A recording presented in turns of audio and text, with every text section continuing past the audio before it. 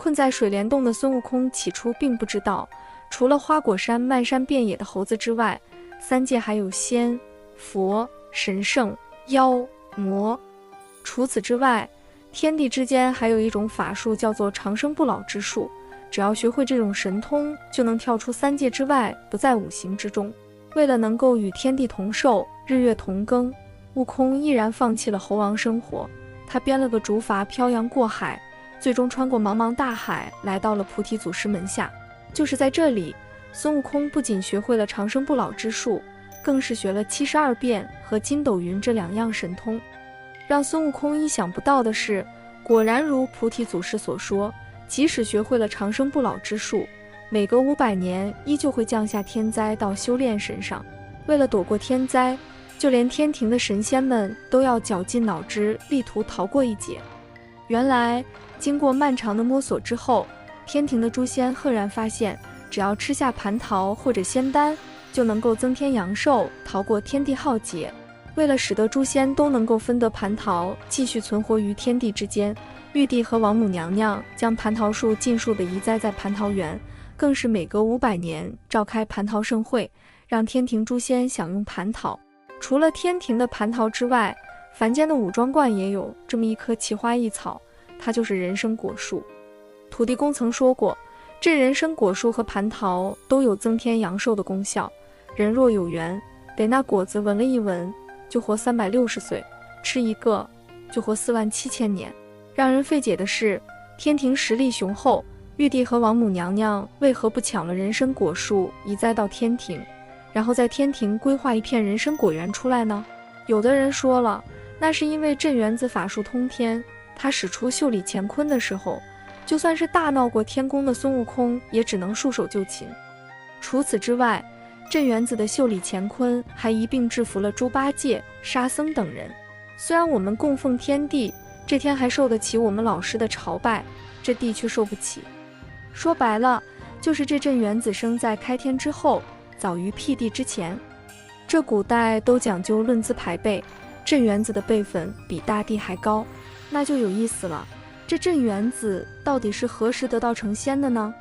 其实《西游记》中早已记载，童子道：三清是家师的朋友，四帝是家师的故人，九曜是家师的晚辈，元辰是家师的下宾。也就是说，这镇元子至少是和三清、四帝同时得道的。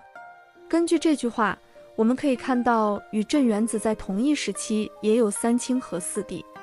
四帝包含哪些人？道教神仙体系中没有三清四帝的说法，只有三清六御或三清四御这2种说法。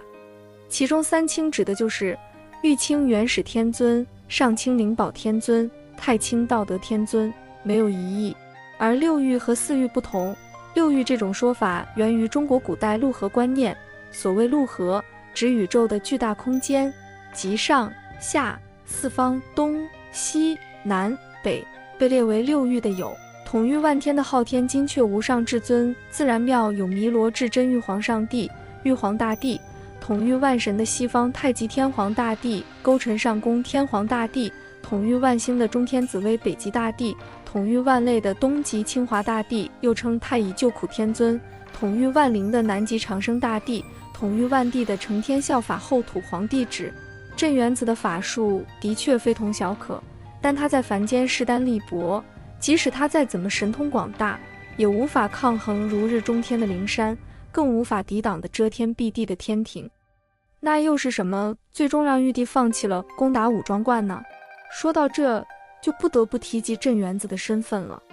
当唐僧的取经队伍来到武庄观的时候，孙悟空就发现镇元子的家门口贴着一副对联：长生不老神仙府，与天同寿到人家。观内清风、明月2位道童告诉孙悟空，镇元子可是不拜三清，也不跪玉帝，他只供奉天地2字。就算是三清，镇元子也是和他们以朋友相称。是什么让镇元子有如此身份？难道是他超凡脱俗的法术能力？细看过原著的朋友会发现，镇元子虽然很强，但并没有毁天灭地的能力，甚至在抓了孙悟空之后，孙悟空屡次用72变神通在镇元子的眼皮底下逃脱。那到底是什么让魑魅魍魉闻风丧胆，又让玉帝对镇元子忌惮无比，不敢轻易招惹他呢？其实镇元子家中的人参果树能够一直安然无恙，很大一部分在于镇元子的身份非同小可。在寻找一活人参果树妙方的时候，孙悟空听福禄寿三星这么说过：那镇元子乃地仙之祖，我等乃神仙之宗。你虽得了天仙，还是太乙散术，未入真流，你怎么脱得他手？除此之外，当孙悟空来到东华帝君的方丈仙山时，东华帝君也道出了镇元子身后的家庭背景。这万寿山乃先天福地，五庄观乃贺州洞天，人参果是天开地辟之灵根。就连南海的观音菩萨也说话了，他那人参果树乃天开地辟的灵根。镇元子乃地仙之祖，我也让他3分。西游记甚至还有一段旁白：山中有一座观，名唤五庄观，观里有一尊仙，道号镇元子，混名与世同君。镇元子这个与世同君的身份超凡脱俗，与世同君顾名思义，就是天地什么时候生成，镇元子就是什么时候出现的。从这个身份来看，镇元子非常有可能是盘古的儿子。盘古开天辟地死后，他的精气神化为3清，他口里呼出的气变成风和云，他的左眼变成太阳，右眼变成月亮，他的手足和身躯变成大地的4极和5方的名山，他的血液变成江河，他的筋脉变成道路，他的肌肉变成田土，他的头发变成天上的星星，他浑身的汗毛变成花草树木，他的牙齿、骨头、骨髓等也都变成闪光的金属、坚硬的石头、温润的宝玉，就是那最没有用处的身上出的汗也变成青露和甘霖。唯有他的元灵留在了天地之间，至此生成了与世同君的镇元子。镇元子这位在《西游记》中略显神秘的人物，其背后的故事远比表面上的描述更加深刻和富有意义。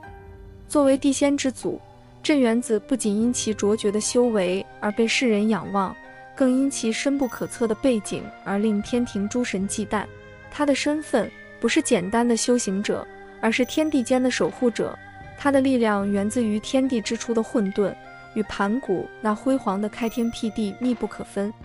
镇元子的法术虽不至于毁天灭地，却有维护天地平衡的神奇力量。他不仅掌握了长生不老的秘诀，更重要的是，他能够透过人参果树这样的天地灵根，深刻地影响着仙凡两界的命运。这棵树不仅仅是生命的象征，更是天地间平衡的关键。它的存在使得镇元子在天地间占据了一个独特而重要的位置。天庭虽强大，却也明白镇元子的特殊地位。他不是盘古直系的后代，而是更为古老的天地意志的化身。他的力量是从天地间的法则和秩序中来，而不仅仅是某种修行所能达到的境界。因此，尽管天庭拥有众多神仙和无尽的神通，却也不敢轻易挑战镇元子，因为这等同于挑战天地的根本法则。镇元子的存在对天庭来说既是一种挑战，也是一种提醒，提醒他们不应仅仅追求力量的扩张，而应当更加重视维护天地间的和谐与平衡。镇元子通过他的智慧、他的力量以及他对天地法则的深刻理解，成为了一个连接天地仙凡的桥梁。他的故事是《西游记》中一个重要的象征，提示着人们应当如何与自然和谐共生，以及如何在追求个人修行的同时，不忘对整个世界的责任。综上，玉帝正是忌惮镇元子的身份，这才不敢攻打五庄观。你们觉得呢？以上就是今天的内容，喜欢请订阅、点赞、转发，感谢观看，我们下期见。